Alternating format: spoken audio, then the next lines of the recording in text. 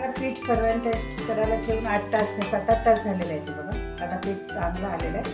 आता असं मी भरून घेते आणि आपण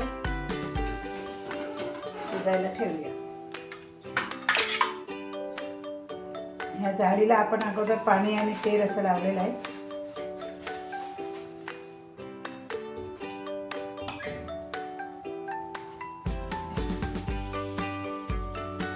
असं सगळं मी भरून घेते.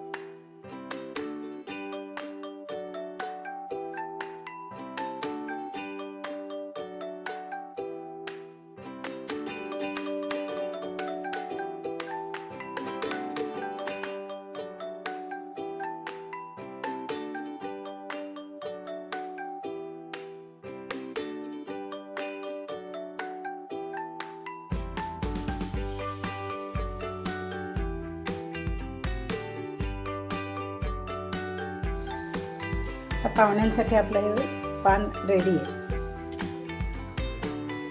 त्याच्यामध्ये ही पानातली इडली बनवलेली आहे. आपलं जे फणसाचं पान असतं त्याला मी असा त्रिकोण केला आहे. त्याला काडी लावलेली आहे इथे आणि असं त्याची वाटी बनवून त्याच्यामध्ये मी इडलीचं पीठ घालून इडलीच्या भांड्यातनं उकडवून घेतलेली आहे. ते एक ठेवलेलं आहे.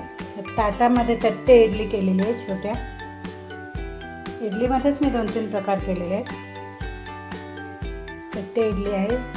चटणी सांबार, दूध आहे. ह्याच्यासाठी दूध आणि गूळ किंवा आपण नारळाचं दूध काढून नारळाचं दूध आणि गूळ पण ह्याच्याबरोबर चांगलं लागतं.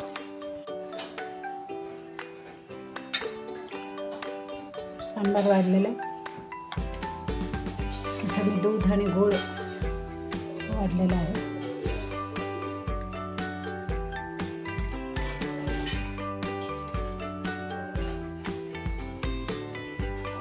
आता मी चटणी वाढते.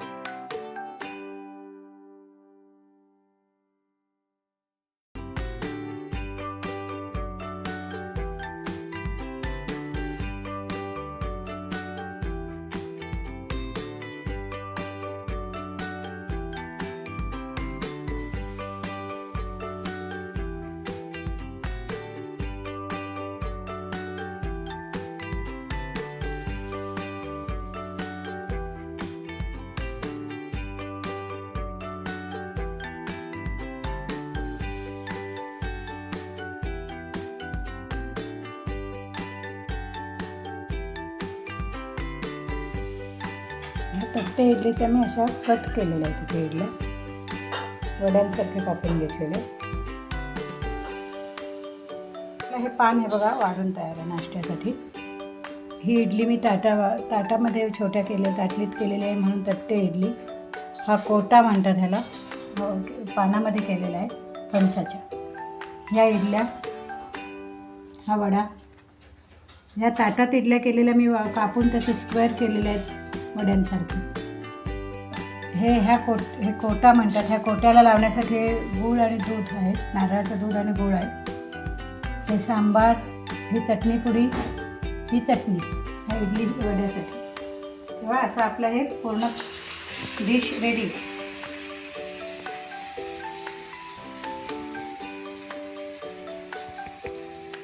पाहुण्यांसाठी भरपेट नाश्ता तयार.